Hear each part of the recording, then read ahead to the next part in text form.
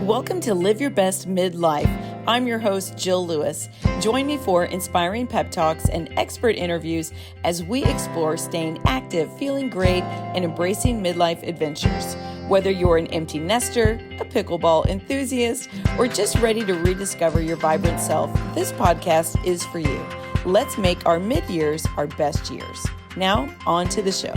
Hey there, and welcome back to Live Your Best Midlife. Today, we are going to be tackling something I hear about all the time from so many of you, so many midlife women who want to get back into shape, or maybe they're feeling like their bodies are not cooperating, specifically with knee pain. If you've ever said, I love to exercise, but my knees are shot, or I can't do squats because I'm bone on bone, this episode is for you. We are diving into why knee pain happens, how to prevent it, what treatments and new advancements are out there, and how you can stay active without wrecking your joints. So let's get into it. Okay, first of all, not a doctor. So you obviously need to use your medical practitioner, your doctor for expert advice and listen to them. But I want to give you the knowledge that I have as a health and fitness coach. So take this with a grain of salt, right? So let's first talk about, why do knees hurt more as we age? For one, it's just natural wear and tear. Over time, the cartilage in our knees naturally wears down, which can lead to stiffness and discomfort. But also, I find this interesting, that our hormonal changes can be a cause of this. Estrogen actually plays a role in joint health. Isn't that wild? And as estrogen declines in menopause, some women experience increased joint pain. Estrogen has an anti-inflammatory effect and helps maintain collagen levels, which are crucial for cartilage health. So as estrogen declines during perimenopause and menopause, cartilage can weaken, and you can have an increase in the risk of joint pain, stiffness, and even conditions like osteoarthritis. So it might be something to think about I've talked on here before about hormone replacement. Okay, you've also got muscle imbalances. If the muscles supporting the knees, like the quads and the hamstrings and the glutes, are weak, then the joint may take on more of the load. And then extra weight on the joints. Yikes. Okay, listen to this. Every extra pound puts about 4 pounds of pressure on your knees. Isn't that crazy? So the main takeaway here is that knee pain isn't just about age, but it's about how well we support our joints through movement and muscle strength. But what can you do now? How can we prevent knee pain? So let's talk about warming up and cooling down. All right, this is so important. You guys, I see this like out on the pickleball courts so many times. People that they go out there, they hit a few dinks, hit a few shots, they're like, okay, I'm ready to go. And I'm like, whoa, I don't want to be bossy out there, but I'm always encouraging people, I think you need to do a better warm up. Things like dynamic stretching. So what is dynamic stretching? That means you're going through ranges of motion, you're mimicking the movements that you're going to be doing. So for me, I like to do some air squats. That just means body weight squats, some lunges, moving forward, backward, and side lunges. I like to do some twisting rotations. I like to do a few high knees. I like to do maybe a few butt kicks. Things that I'm going to be doing in the pickleball, I like to warm up my shoulders, especially that right shoulder because I'm right-handed. So doing some like arm circles, really rotating small, medium, large, forward and backwards. So doing those are called dynamic stretches before, and then after doing some mobility work. So you're going to be doing some stretching after. So before the pickleball workout or before any kind of major activity, maybe you're playing tennis or golf or something, you're doing the dynamic stretching. Afterward is when you're holding the stretches, right? So you're doing static stretches, which means that's like where if you were going to do a quad stretch and you would hold the stretch, you want to do that after, okay?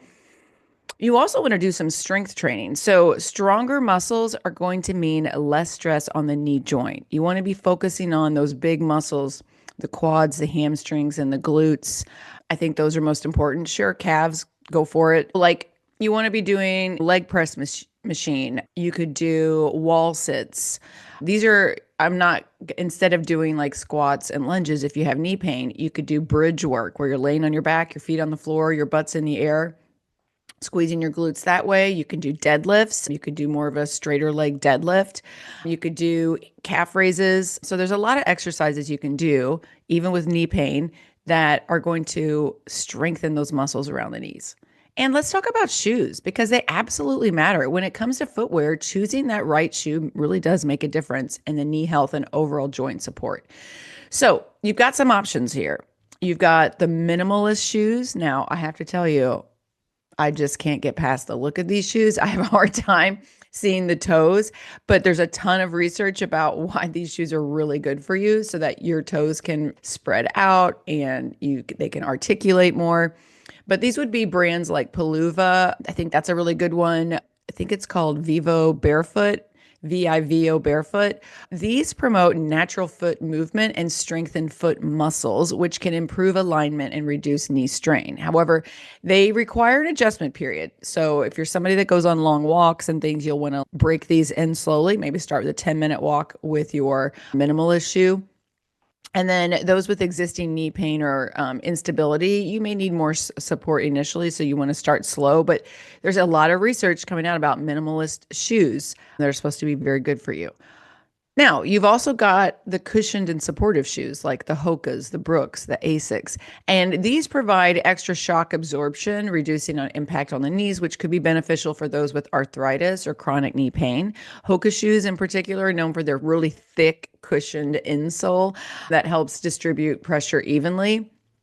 You've got stability shoes like New Balance, the Sauconys, Brooks Adrenaline. These are ideal for individuals who overpronate, which means like they roll the foot inward, and which can contribute to knee pain as well. Now, you want to think about like improving flexibility, okay? So as we're thinking about the knees, we want to be increasing the strength on the muscles in the legs and glutes for sure. We want to be thinking about what kind of footwear that we're using, but we also have to think about flexibility, right? So tight muscles, this is so interesting to me how it's all connected, but tight muscles, especially in the quads, hamstrings, the hip flexors, the calves can alter joint mechanics and they increase the stress on the knees. So regular stretching, the mobility exercises helps relieve knee pain caused by the tight muscles. Maybe like the side of your leg is really tight and you're like, oh my gosh, and you're experiencing knee pain, like doing some foam rolling might be a good idea. Just holding those static stretches, but including that at the end of every workout. If you're experiencing knee pain, I think it's worth it. It's worth your while. There's also supplements that can help. Okay, let's talk about supplements for a little bit. Collagen. This is something I do every day. Collagen for cartilage support. Collagen provides the building blocks for cartilage repair and maintenance. Hydrolyzed collagen peptides, that's the kind I take, are most effective as they're really easily absorbed by the body. Studies are suggesting you take 5 to 10 grams daily. That can support joint health and reduce pain over time. I've been taking that for a long time. My knees are doing, knock on wood, really good. Omega-3s for reducing inflammation. Go back a couple of episodes. I did a deep dive on supplements, and omega-3s was one of the ones I talked about. Omega-3 fatty acids found in fish oil help combat inflammation, which is a major cause of joint pain. Aim for 1,000 to 2,000 milligrams of EPA or DHA daily to reduce stiffness and improve joint mobility. Can I just say a quick word about inflammation? All my clients know we're reducing ultra-processed foods. If you're experiencing knee pain, and it's inflammation, like your knees are inflamed, reduce processed food in your diet. That can only help you in so many ways. If you've been curious about intermittent fasting but aren't sure where to start, or maybe you've been trying intermittent fasting but you're not sure which protocol is right for you, well, I've got just the thing. The Faster Way to Fat Loss just created a brand new intermittent fasting quiz, and it's the perfect way to find out if your fasting routine is actually working for you. In just a few quick questions, you'll discover your fasting personality and get personalized tips to maximize fat loss, energy, and overall health. No more guesswork, just clear, simple guidance to help you fast smarter. And the best part, it's totally free. So just head to the link in today's show notes to take the quiz now. Trust me, you don't want to miss this. Go take the quiz and let's make intermittent fasting work for you. Now, this next word, glucosium. Is that right? Glucosium. And for joint health. So there's another one called, I'm so bad with these words, you guys. Let's see here. Chondroitin, Chondroitin. I've been working on this for a while, you guys. You would think I can remember how to pronounce these words, but I'm not great at that. Side note, I still have dreams sometimes because I'm a lector at this is a random tangent, but I am a lector at church. And so I get the readings ahead of time. And every once in a while, when biblical names really throw me off, and it can be some crazy name, and it has in parentheses next to it, like how to pronounce it, like it's phonetically. And I will say it in my mind 100 times. And then I'll go like into church and I'm so nervous about it. But I have dreams about this that I get up to read in church and I can't remember how to pronounce the words and nothing's coming out right. So that's what I'm feeling right now. But anyway, I'm going to spell those two supplements for those compounds for you again. GlucoSamin. Okay. And then the Chondroitin for joint health. These compounds help maintain cartilage and they slow osteoarthritis progression. So results can vary. Many people experience, though, reduced pain and improved function with consistent use. So it's definitely something to talk to your doctor about. Turmeric, curcumin for pain relief. Talked about this one in my recent podcast. Curcumin's that active compound in turmeric, and it has very powerful anti-inflammatory properties. So I think that would be a great one. Did you know taking it with black pepper actually enhances the absorption, and that can provide natural pain relief comparable to some over-the-counter medications, which how cool is that? I love when there's like natural things out there that we're finding that actually really help you. And then vitamin D and magnesium for bone and muscle health. Okay, again, go back to that one episode all about vitamins and supplements because I did a deep dive. Many women in midlife are deficient in vitamin D and magnesium, which are essential for strong bones and proper muscle function. Ensuring adequate levels of both of these can improve overall joint and muscle support. All right. When I hear women talk about bone on bone, what is really going on there? Because this is something that was a new phrase for me a couple years ago. And I feel like I hear so many people on the pickleball courts or maybe down here in Florida, because I'm with a lot of people that are on their 60s and they're starting to say, my doctor said I'm just bone on bone. Well, what does that mean? I think they're talking about osteoarthritis. This is when the cartilage has just significantly worn down, causing pain and stiffness. And then some knee pain isn't from missing cartilage, but it's just swelling and irritation. Many people think that bone on bone quote means surgery, but it doesn't. That's not always the case. Okay. So it doesn't mean that you're doomed with pain forever. There are solutions, obviously, knee replacement, all that, but I'm not going to talk about that right now. Let's talk about if you're experiencing knee pain and you want some treatment options besides surgery. First and foremost, there's physical therapy. And this is where you got to find someone that's really knows what they're doing and their focused exercises to strengthen and support the knee. Okay. Then this is really interesting, PRP injections, which is platelet rich plasma. That's what PRP stands for. PRP. Now, I've had this done in my face where this is using your own blood to promote healing. So like a doctor takes your blood, they spin it so that you get this really rich plasma, the platelet rich plasma. And I've had with microneedling, and then they like put that back over your face. I know it sounds wild, but it's supposed to be really good for your skin. There's also good for, I've heard it for hair growth, and it is because it releases growth factors that can help repair tissue and reduce inflammation. Okay. So this can be done in your knee as well. This would be performed by an orthopedic specialist, sports medicine doctors, or regenerative medicine specialists. Okay. So that's PRP injections for your knee. There's also hyaluronic acid injections. This is a gel-like substance that helps lubricate the joint, acting like a cushion for. This is really helpful for osteoarthritis patients whose natural joint lubrication has diminished over time. This is typically administered by a rheumatologist, an orthopedic doctor, or a pain management specialist. And then there is something called stem cell therapy. This is cutting edge treatment, and it involves using stem cells, often from your own body, to promote cartilage repair and reduce inflammation. Now, I heard some gentlemen on the pickleball courts recently talking about this. So this is still being researched, and early studies, though, are suggesting that it may help slow arthritis progression and improve function. Here's how this works. Stem cells are extracted usually from bone marrow or fat tissue. It's processed and then injected into the knee. This may regenerate cartilage, reduce inflammation, and delay the need for surgery.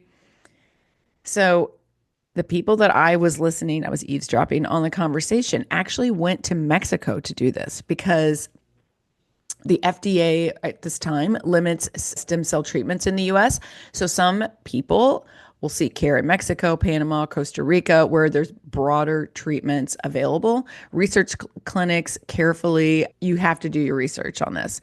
So research the clinics carefully before choosing this option, typically performed by regenerative medicine specialists, orthopedic surgeons, or clinics specializing in cellular therapies.